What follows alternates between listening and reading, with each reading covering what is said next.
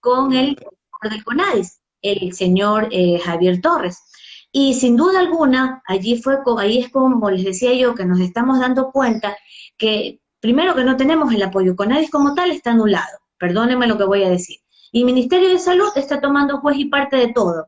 Entonces, no hay realmente una investigación que podamos nosotros concebir como una investigación imparcial y dada, ¿verdad?, a precautelar el beneficio de las personas con discapacidad. Ya tenemos aquí a Fabián. Fabián tiene un montón de cosas que decirnos y con argumentos, como lo escucharon el martes pasado. Es un hombre que habla con argumentos de ley, ¿verdad? Entonces él podrá ir también respondiendo algunas de estas preguntas, pero también, como decíamos con Fabián, eh, en la reunión que tuvimos con el señor Javier Torres la semana pasada, que lo vuelvo a repetir, todo fue por gestión de él y desde su organización, su grupo de padres, AFABEA.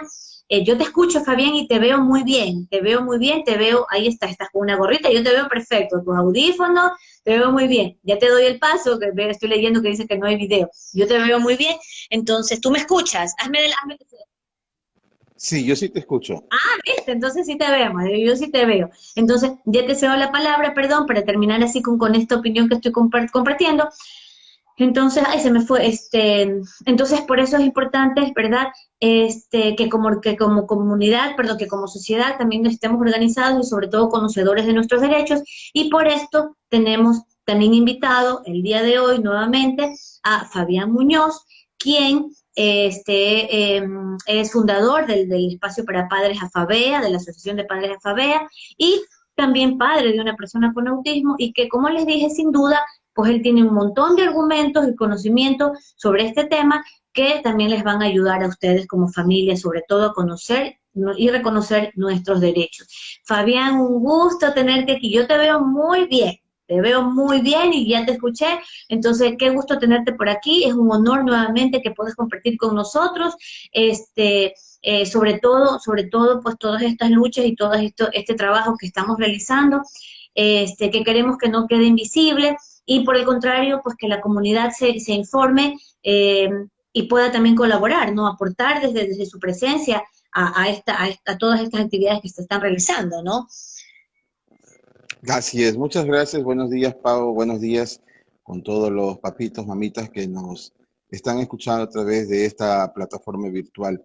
En efecto, la semana pasada tuvimos una reunión con el presidente de CONADIS, el señor Javier Torres, donde gratamente también tuvimos la presencia de muchísimas organizaciones sociales Así es. que se hicieron presentes. Y en especial el objetivo de esta conversación, de este diálogo abierto ciudadano con el presidente de Javier Torres, era expresarle nuestra preocupación sobre distintos índoles que se han generado en torno a los derechos históricos, históricamente aplazados y reprimidos para las personas con discapacidad, haciendo énfasis en el caso muy particular de todo el universo de las personas con discapacidad, de todo ese universo, hay un sector, el menos atendido de todos los menos atendidos, que en este caso son las personas con diagnóstico TEA, que es el trastorno del espectro autista. ¿Y por qué digo el menos atendido de todos los menos atendidos? Porque, por ejemplo, cuando se habla de inclusión laboral, las personas que alcanzan o logran tener un espacio laboral en alguna institución pública o privada, por lo regular son las personas con discapacidad física, pero las personas con discapacidad social, psicosocial o intelectual son las que menos optadas están para poder ser involucradas. Inclusive le socialicé al señor Javier Torres un proyecto que yo había presentado a la presidencia de la República con copia al Ministerio de Defensa, el mayor, se me fue el nombre del mayor, donde yo le decía que se armara un proyecto para incluir a los bachilleres de la República que tengan diagnóstico autismo o TEA, para que puedan tener una carrera administrativa dentro de las Fuerzas Armadas. Y la respuesta del ministro Jarrín, ya me acordé de él, fue un rotundo no, que primero me hizo un antecedente de que cuáles son las razones por las cuales las Fuerzas Armadas harían una precalificación o filtro para las personas con esta discapacidad, y que por consiguiente no existiría esa posibilidad en base a lo que ellos consideran como un perfil adecuado para pertenecer a las Fuerzas Armadas. Además, en mi proyecto no era que las personas con TEA vayan directamente a ser formar parte de la tropa o del ejército como activo deliberante, ¿no? Sino más bien como la parte administrativa. Pero en definitiva me dijeron que no. Cuando yo le hice conocer esto al señor Javier Torres, él le llamó un poco la atención porque, en primer lugar, se supone que todas las instituciones públicas deben tener abiertas las posibilidades de la inclusión a cualquier persona, no solamente a un sector de las personas, por ejemplo, con discapacidad física, sino a todos los sectores que pudieran, con el apoyo del Estado, tener esa posibilidad laboral. Tan importante, porque para realizarse como individuos, no solamente basta un diploma escolar en donde pegado en la pared diga título de bachiller y con el título de bachiller no hace nada. Pegado en la pared no va a tener un crecimiento como persona, no va a tener una función dentro de la sociedad. Pero si lo Así es. capacitamos, lo preparamos, le damos un futuro, la Constitución dice que nosotros los ciudadanos debemos tener el derecho al buen vivir.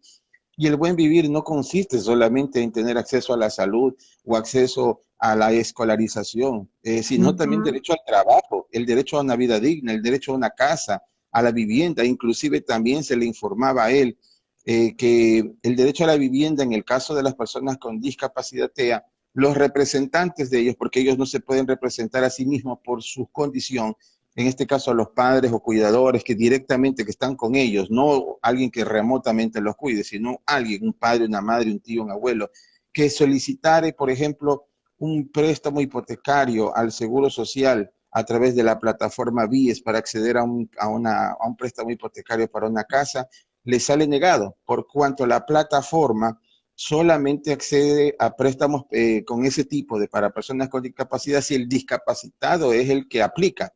Pero en el caso de una persona con TEA, una persona con discapacidad intelectual o similares, ellos no van a aplicar, pues no saben, no tienen conciencia o no tienen ese nivel de responsabilidad para hacerlo bajo sus propios derechos. Lo hacen, en este caso, el padre, la Los madre o el tío, cuidadores. pero la plataforma no está diseñada para que el cuidador, el que el padre o quien lo esté cuidando lo haga. Entonces sale negado. Igualmente los temas de los préstamos, en caso de ir a la banca, si no es la persona con discapacidad que hace la aplicación, el padre, la madre o cualquier otro tiene tantas negativas para acceder al préstamo de Ban Ecuador o de otras instituciones, o CFN u otras, para acceder al crédito de vivienda. Entonces, con esto y otros argumentos que presentamos el día de la reunión, le hicimos conocer al señor Javier Torres estas problemáticas correlacionadas también a la otra que hoy está de moda, que es hablar del problema de la carnetización, en Así donde es. todos estamos de acuerdo de que no hemos descubierto el agua tibia. Saber de que la corrupción a nivel de la carnetización ha existido por siempre.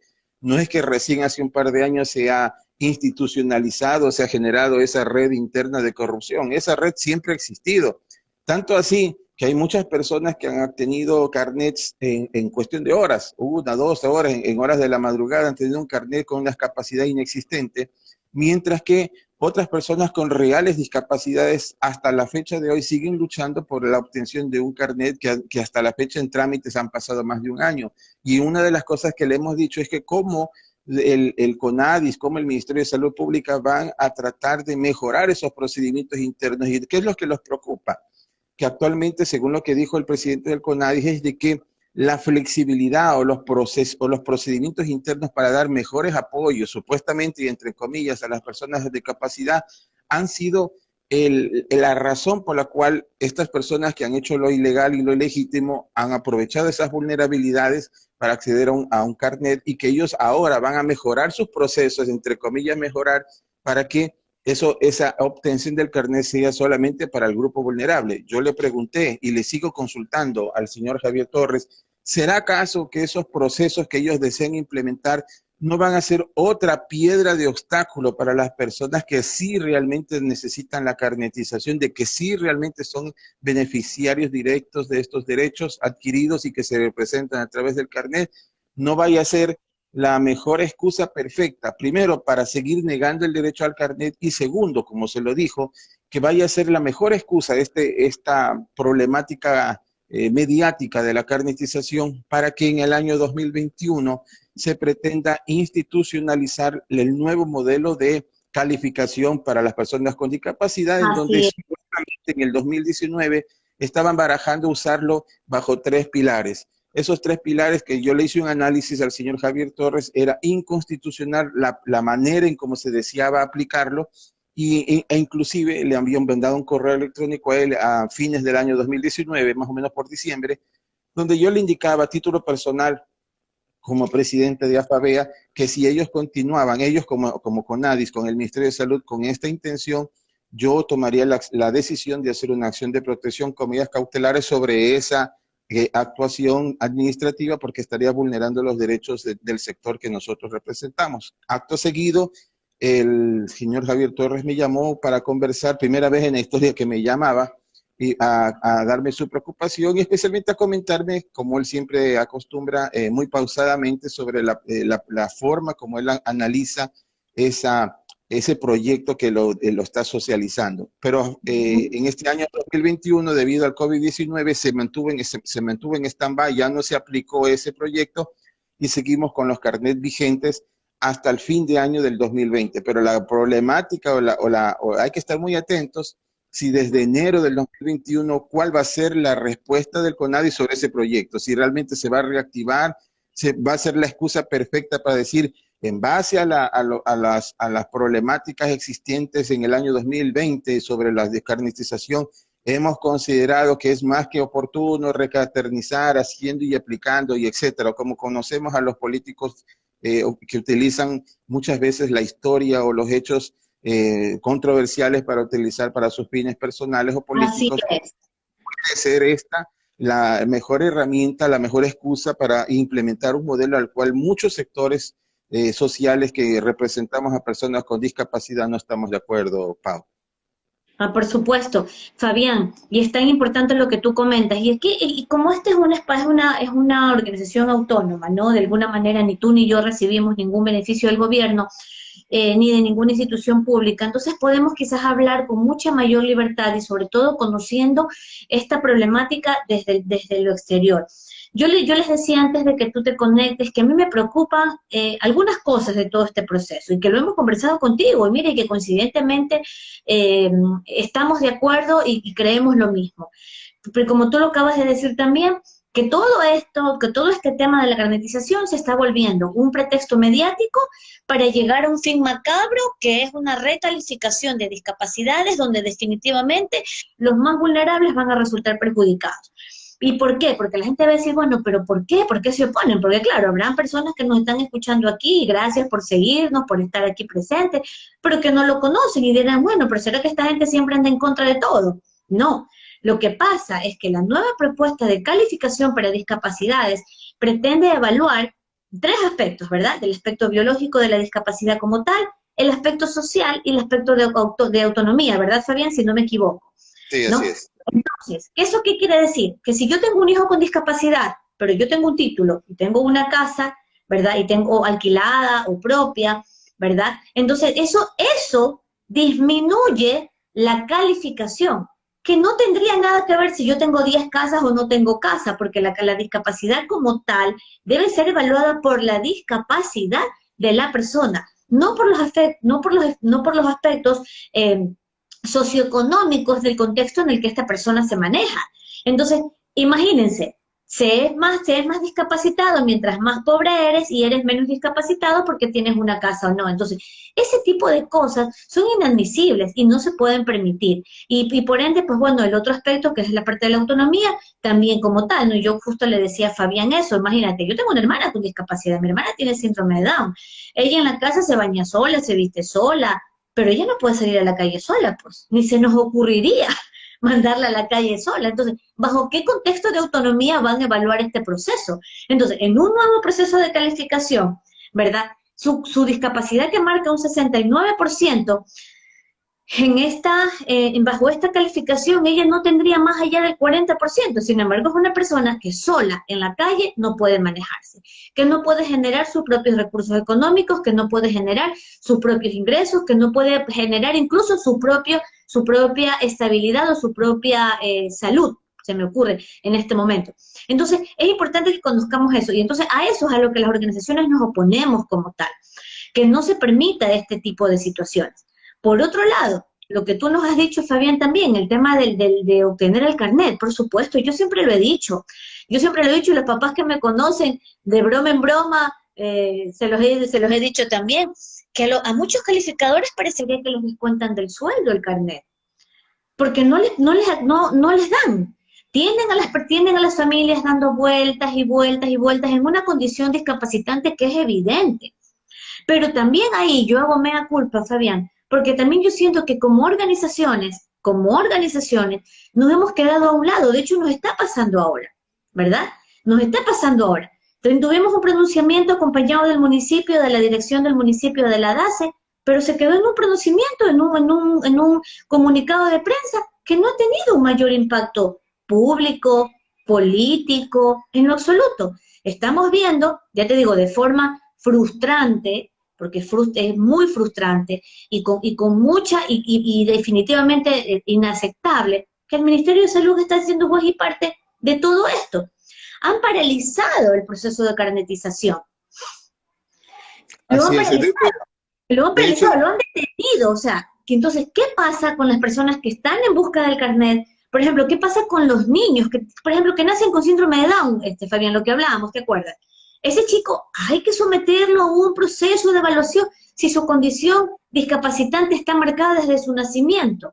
Entonces, ¿por qué tendrían que esperar? Entonces, ahí es donde yo digo, bueno, y que por eso estás invitado tú también aquí, para que nos orientes a las familias, a las organizaciones, cuál debe ser nuestro rol en este aspecto en relación a las discapacidades. Aquí hay una mamita también, Fabián, ya con esto no te interrumpo más, te cedo el paso. Dice una mamá, con todo el respeto que se merece, el señor Torres no es empático con las personas con discapacidad. Bueno, la verdad es que él se enteró de todas estas falencias en el área en el área, sobre todo para las personas con autismo, o sea, se dio por recién enterado, perdónenme, también lo digo con respeto, pero, o sea, decir la justificación que nos dio del proceso de evaluación, que porque están esperando un protocolo, tenemos 10 años esperando ese protocolo y no lo han terminado, pero no por eso se puede vulnerar el derecho de una persona a obtener su carnet bajo esta calificación. Entonces son un montón de incongruencias dadas justamente por la falta de sensibilización y por la vulneración, yo diría incluso a propósito, de los derechos de las personas con discapacidad. No tienen pago, pero las personas con autismo, porque como no tienen discapacidad física, bueno, obviamente eso también interfiere en su carnetización. Aquí había otra mamá que decía que el año pasado estuvo en un subcentro de salud y no lo pudieron carnetizar a su hijo, lo mandaron al neurociencias y obviamente ya sabemos que podemos tardar hasta un año en hacer todo el trámite que nos permite una carnetización. Sin embargo, tú lo dijiste, Fabián, hay personas que hasta en horas de la madrugada han sido calificadas. Avísennos en qué dispensario y pues están trabajando hasta la madrugada para llevar ahí a nuestros chicos a que los califiquen. Entonces, Fabián, que continuamos entonces. Una de las cosas que me llamó la atención también fue dentro del diálogo, y ahí recién, al menos creo que algunos nos enteramos, de que el tema de la vocería sobre el autismo estaba solo siendo tratada o socializada con una sola asociación en Quito que se llama AFAVEA Quito, y de lo cual él decía con bastante orgullo de que él había sido el fundador o motivador, más que fundador, el motivador que había logrado empoderar a este grupo de padres de familia, que tienen todo su derecho. Yo no puedo criticar el derecho de AFAVEA Quito a haber tomado la decisión. APAD Quito, está bien, así es, nosotros respetamos absolutamente su trayectoria y todo lo que ellos hacen como organización es admirable.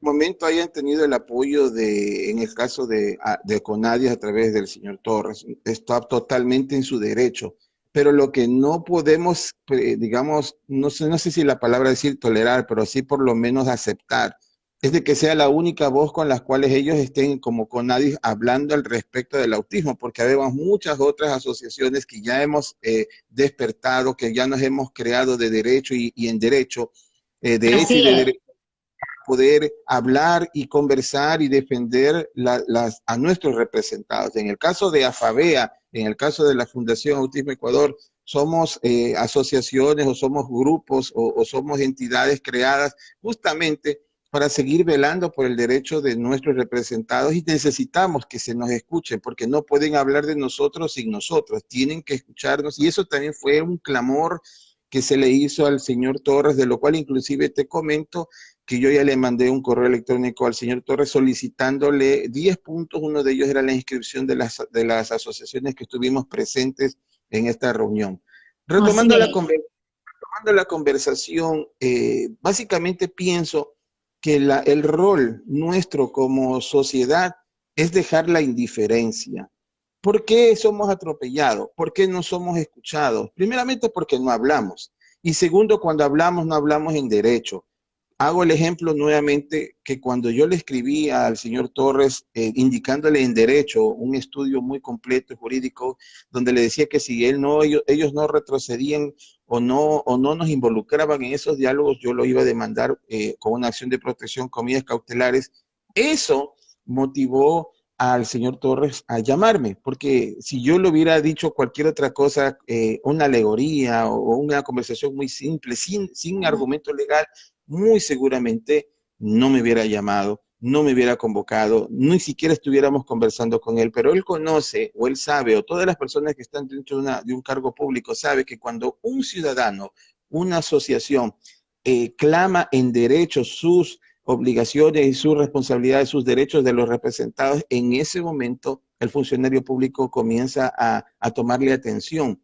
Por consiguiente, todos los que nos escuchan, debemos dejar el status quo de simplemente quejarnos por redes sociales o hacer grandes opinólogos en Internet, cuando las soluciones se dan básicamente primero de manera organizada y en derecho. ¿Qué es manera organizada? Reunirse, asociarse. Si a usted no le agrada cómo se maneja Favea, no, a usted no le agrada cómo se maneja PADA, no le agrada la asociación como se llame, haga su asociación, reúnase, organícese, empodérese de la ley y haga el reclamo pertinente a la autoridad competente, a la competente, no a cualquiera. En este caso puede ser el Ministerio de Salud Pública como autoridad competente para la carnetización o al CONADIS como la entidad competente para poder conocer y todos y cada una de las políticas que no han sido respetadas, como también a la autoridad competente que vendría a ser la Defensoría del Pueblo, que es el organismo que se encarga de defender los derechos de las personas con discapacidad.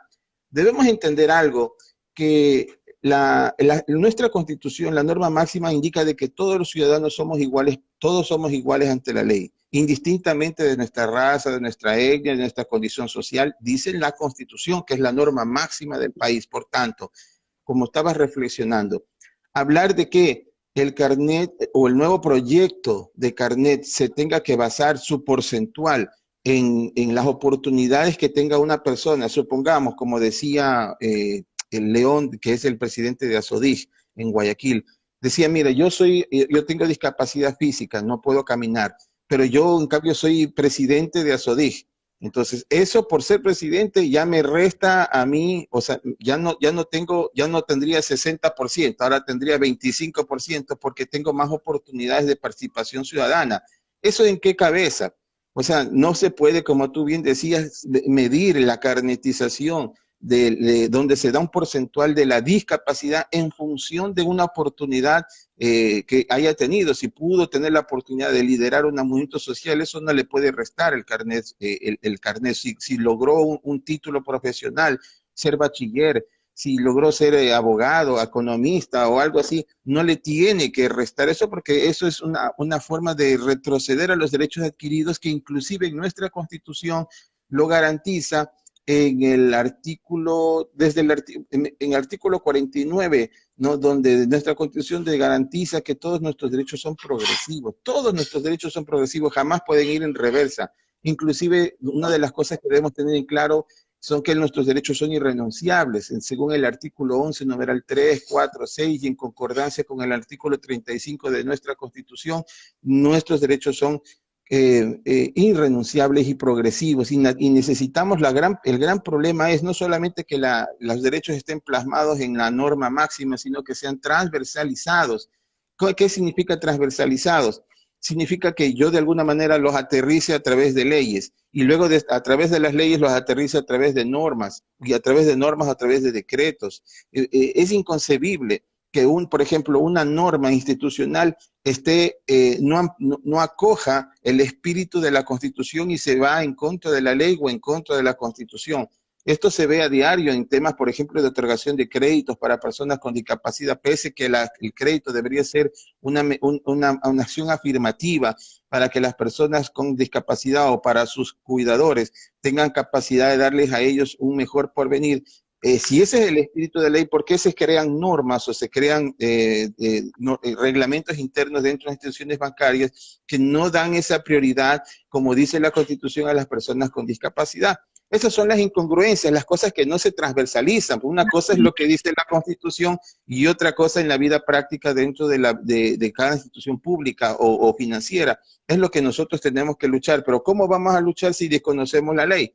¿Cómo vamos a luchar si desconocemos en qué parte de esa institución pública está violando el derecho, sea en su normativa interna, sea en el manual de funciones de los empleados, sea en cualquier aspecto? Si no estamos empoderados de eso, ¿cómo vamos a reclamar? Simplemente asumimos y decimos que tenemos un derecho violado, pero no lo vamos a poder ejecutar con una denuncia, sea esta administrativa, o sea esta a través de los medios judiciales, por medio de fiscalía o a través de un juez, dependiendo de cuál sea la infracción que se haya cometido, si no estamos empoderados en la ley. Entonces la invitación, mi querida Pau, y para todos los que vean este video en vivo o en diferido, tienen que ser ustedes actores. Dejen de esperar de que sean otras las personas que realicen este tipo de luchas por los niños, personas con discapacidad. Usted, si usted es una persona que cuida a una persona con discapacidad, si usted es una persona que le gusta el derecho, que le gusta defender la vida, que le gusta defender las injusticias, si usted está cansado de que el país viva en un ambiente de corrupción y de desigualdad y de inequidad, usted, perdón, debe ser esa persona que hoy debe empoderarse de la ley. Hoy usted debe animarse a asociarse o bien a las asociaciones que existen de hecho o de derecho, o bien crear su propia asociación y comenzar a hacer bulla en derecho hacia las instituciones públicas que están comprometidas con este proyecto, mi querida Pau y ciudadanos todos. Así es, Fabián, nos has dicho algo súper claro, ¿no? Entre todo lo que comentaste y lo inicial con respecto a los derechos, a las atribuciones, pues que las autoridades tienen o que los organismos gubernamentales tienen, también es hecho, también es real de que nosotros también como organizaciones y como familias debemos pelear por todo esto. Y decir pelear no significa necesariamente, como tú lo dijiste, no sé si los demás lo entendieron así, no irse contra la persona, sino irse justamente en contra de un sistema, la institución. Por ejemplo, yo en este caso, como se lo dije en el día de la reunión al señor Torres, yo tengo nada en contra de él, ni siquiera lo conozco en persona. Yo no concuerdo y no estoy de acuerdo con las justificaciones que como institución me dan para no llevar un proceso de calificación alto para las personas con autismo.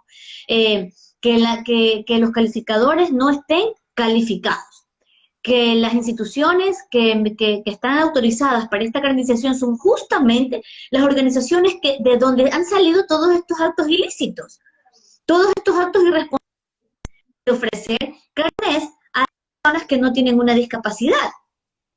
Entonces, ¿dónde está realmente un proceso apropiado, parcial, ético? No existe. Entonces, ellos nos vienen fallando de toda la vida y ahora se ponen bravos porque uno no está de acuerdo con lo que ellos están haciendo.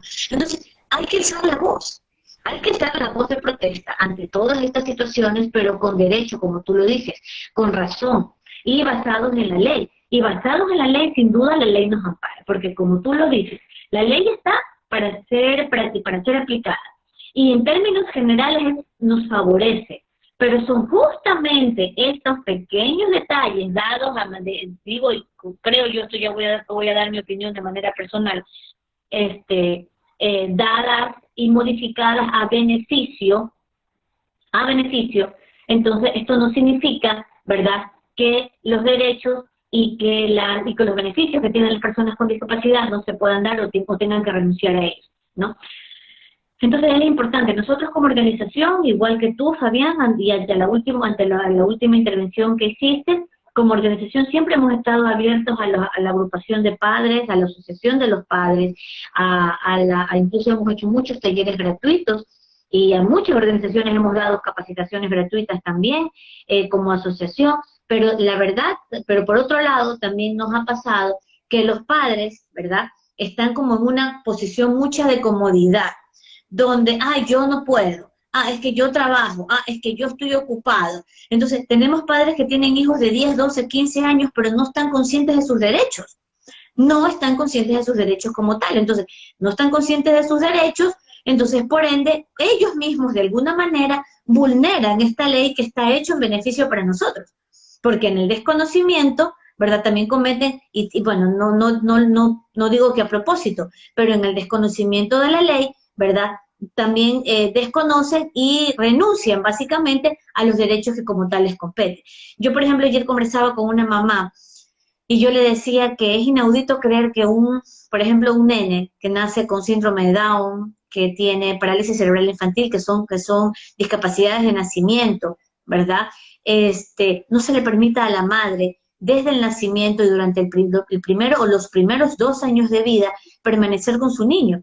Esta madre debería tener el beneficio de trabajar medio tiempo, ni siquiera las 2 horas, debería trabajar solo 4 horas, para que el resto del día le pueda dedicar el tiempo a este niño, porque en desarrollo sabemos que en condiciones discapacitantes como esta, los 2 primeros años de vida son la base. Si la familia no aprovecha estos 2 primeros años, es muy probable que las condiciones de vida de este niño vayan a decaer, es decir, que no pueda lograr realmente ser un sujeto autónomo. Pero nadie está peleando eso. Y por el contrario, se le quita a la madre este derecho de estar con su hijo los 2 primeros años de vida, tratándola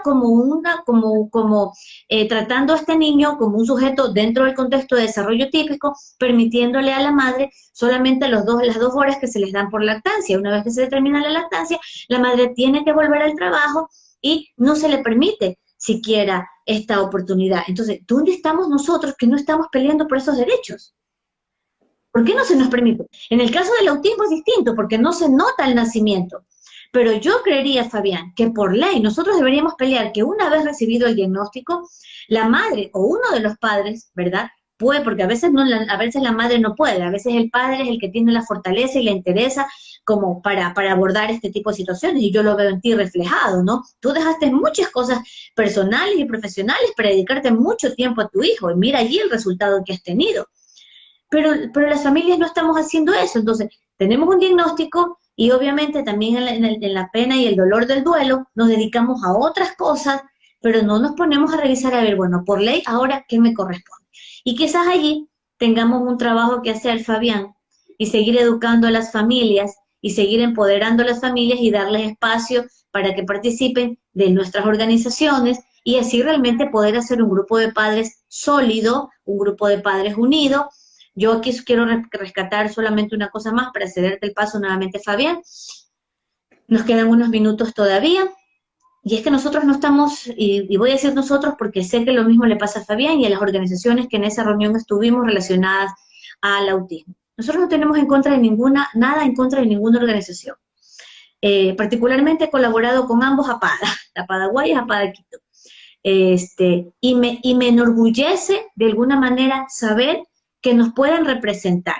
Lo que no concordamos, y todas las organizaciones, es que solamente se considere a una organización o a 2 organizaciones, cuando vemos muchas, que de hecho tenemos mucha más trayectoria y que sin duda tenemos también mucha experiencia, ¿verdad? Porque no solamente somos organizaciones de temas administrativos, también somos organizaciones que hemos venido trabajando años en investigación, hemos venido trabajando años en intervención, hemos hecho propuestas de formación, de capacitación, hemos sostenido centros, ¿verdad? Con el apoyo totalmente personal de la empresa privada y de los padres también. Entonces, esa es el malestar o el petitorio, porque ni siquiera es un reclamo, porque no estamos reclamando nada, estamos pidiendo que a este grupo, a esta organización, perdón, se sumen también las otras, perdón, que a esta consulta, como hacen ellos,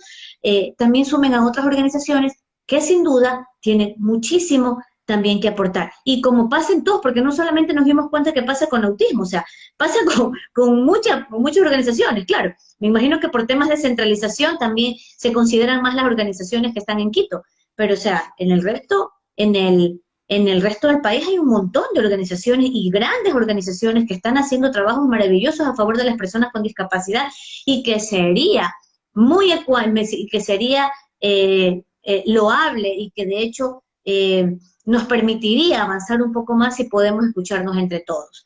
Eso, Fabián, le creo algo sobre lo que dijiste de las organizaciones, bueno, que estamos abiertos, yo me tomo tu palabra y digo, a Fabea está dispuesta a recibir pues, y asociar a todos los padres que quieran seguir trabajando, y como Autismo Ecuador, claro que sí, estamos dispuestos. No sé, Fabián, ¿algo más que quieras compartirnos? Sí, básicamente quiero reflexionar casi al borde de terminar este bonito conversatorio contigo.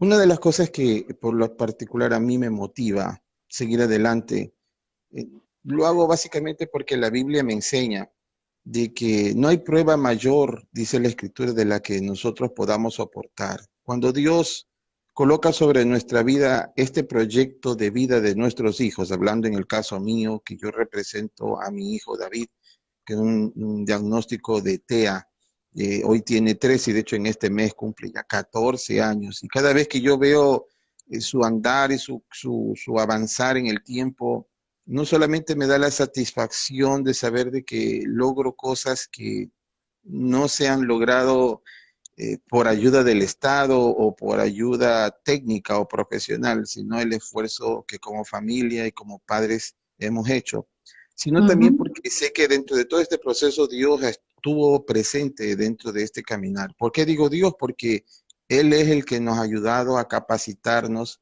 en convertirnos en los mejores coach para entrenarnos en cosas que nunca jamás pensábamos conocer dentro de la parte psicológica, psicopedagógica, dentro de la parte legal, dentro de la parte médica. O sea, nos hemos tenido que convertir, como diríamos, entre comillas, todólogos o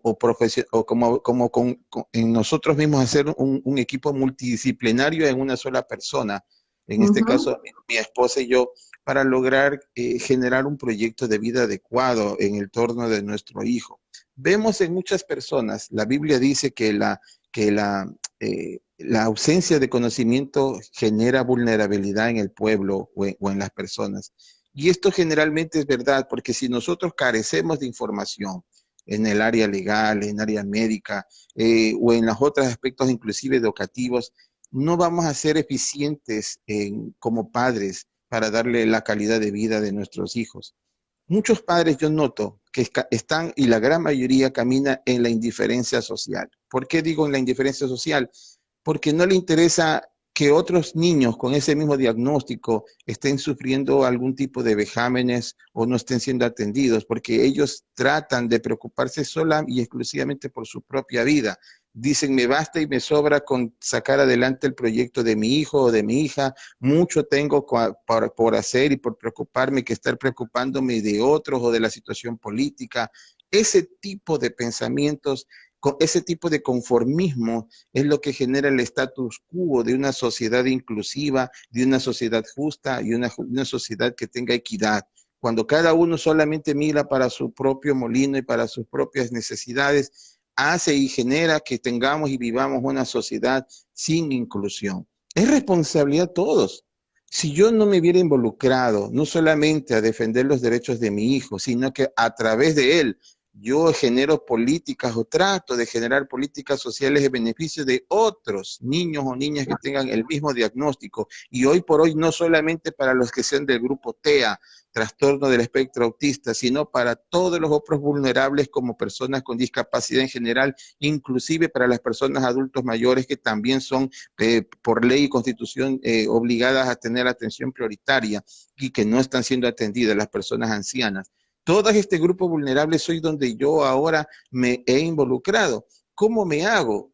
Realmente Dios me ha dado la capacidad primeramente para poder enterarme de cosas que no es de mi profesión. No soy abogado, pero eso no me ha implicado el no tener un título profesional de abogado en empoderarme de la ley y que con la ayuda de Dios hoy entiendo, escribo y hago escritos en jurisprudencia, hago alegatos en derecho, participo en demandas y esto tal cual como cualquier abogado, pero que creo que el empoderamiento, el apasionamiento de defender la verdad, de defender la justicia, me ha ayudado a entender de que cada uno de nosotros somos responsables de crear una sociedad inclusiva. Si usted no es inclusivo, si usted no participa, usted está siendo parte del problema, no parte Así de la es. solución. Si usted no hace nada, simplemente mira en televisión cuántos carnets hay entregados de manera ilegal. Si usted ve que nuestros hijos no tienen buenos procesos de inclusión escolar, no tienen buenos procesos de inclusión laboral, no tienen un buen proyecto de vida futuro una vez que se gradúan, si es que algunos logran graduarse de bachilleres de la República. Si usted logra ver todo ese escenario y dice, no me importa, yo con mi dinero y mi trabajo lo voy a sostener y después de mí voy a decir que mi tía, mi abuelo, mis hijos lo cuiden. Si usted está solo pensando en cómo resolver su problema y no está tratando de a través de usted ser un canal de bendición para que otros también puedan salir beneficiados, entonces usted es egoísta y usted no va a ser jamás parte de la solución. Usted va a ser parte de la gran cantidad de ciudadanos que viven solo quejándose de una sociedad no inclusiva e injusta, de la violenta. ¿Cuántas personas, mujeres, han sido violentadas y la sociedad es culpable? ¿Por qué es culpable? Porque ve y escucha que en el entorno de su casa hay una mujer golpeada, un hombre golpeado, un niño golpeado, y no son capaces de llamar al 911 porque dicen, no, pues allá que se resuelven los problemas en esa casa, yo no tengo por qué meterme, es mi vecino, ni es mi vecina, no tengo que involucrarme. Hay mucha gente que actúa de esa manera indiferente o solamente envía una fotito del problema, pero no se involucra, no es capaz de involucrarse. Esa indiferencia social, mi querida Pau, mi estimados todos, es lo que genera que esta sociedad siga camino en la violencia. Vivimos en una sociedad violenta no solo físicamente, vivimos en una sociedad violenta psicológicamente, vivimos en una Así sociedad es. violenta de todas formas, y es porque nosotros como ciudadanos no hemos despertado como sociedad. Porque si nosotros dejáramos de ser así como esta mano abierta a los dedos y nos uniéramos en un solo puño y golpeáramos la indiferencia, golpeáramos la violencia, golpeáramos la injusticia, nuestra voz como sociedad, hasta como individuo propio, es una cosa que yo también animo.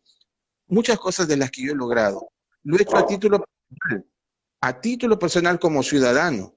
Cuando tú te consta, Pau, y una de las primeras denuncias que yo hice al Ministerio de Educación fue para lograr que David tenga un maestro de apoyo. Lo hice a título personal, sin Así representación de es. ninguna asociación, sin ni siquiera tener abogado. La única ayuda que tuve de primera fue la de Dios y luego tú como institución me acompañaste a esta audiencia, la cual no te permitieron ingresar.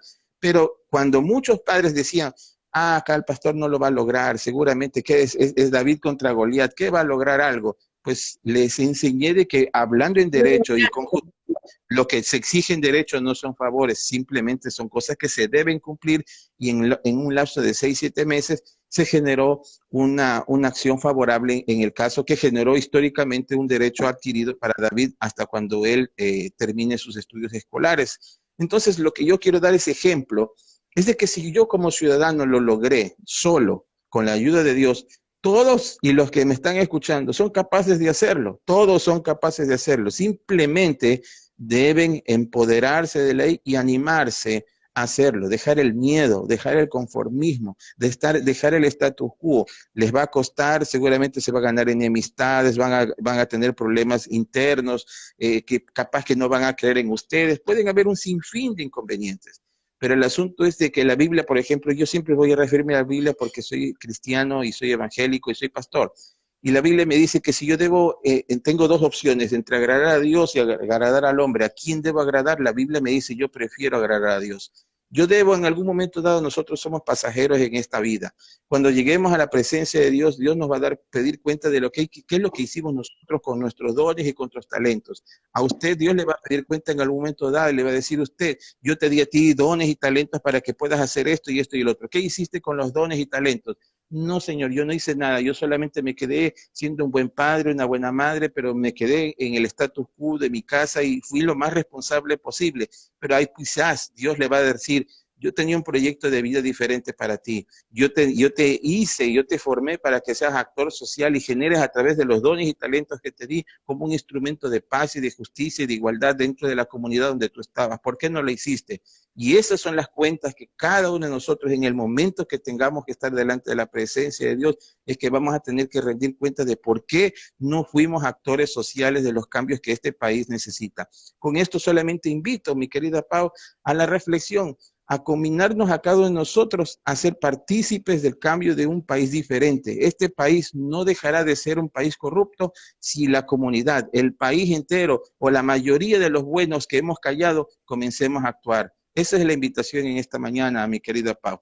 Así es, y estoy totalmente de acuerdo, Fabián, contigo. Yo creo que hay muchas formas de actuar sin necesariamente tener una palestra pública. Yo creo que desde esto, tal como tú lo dices, ¿no? Desde, desde cosas tan pequeñas, tan pequeñitas, como denunciar actos de corrupción, como desde la misma casa, ¿no? Yo ayer conversaba con un amigo y le decía, ay de nosotros, mis hermanos y yo, que cuando íbamos a la escuela llegáramos con un lápiz que no era nuestro. Es una vergüenza pública, porque mi mamá nos mandaba a devolver. ¿Ya? No te quedaba ganas, pues siquiera de volver a coger algo que no era tuyo, no se te ocurría, o sea, era algo que no estaba siquiera en tu estructura como niño. Pero ahora las mamás también, y esto es un llamado de manera personal mío a todas las mujeres que nos ven aquí. ¿Dónde estamos nosotras como sociedad? Estamos pintaditas, estamos de adorno, porque todas estas cosas y todos estos actos de corrupción que cometen nuestros esposos, que cometen nuestros hermanos, nuestros hijos, que estamos dando cuenta, que nos estamos dando cuenta que tiene un carro de lujo, que tiene tanto dinero, que está teniendo más de lo que su propio trabajo le puede favorecer y nos hacemos cieguitas, nos hacemos sorditas y nos hacemos muditas porque no podemos cuestionar, no podemos decir. Entonces, somos cómplices de delito, ¿verdad? Entonces, animamos, ¿verdad? A nuestros familiares, a nuestro hijo, a nuestro esposo, ¿verdad? A nuestro hermano, a seguir cometiendo actos delictivos en contra de la sociedad. Yo también ayer me cuestionaba, ¿quién es más, qué puede ser más terrible a nivel de delito?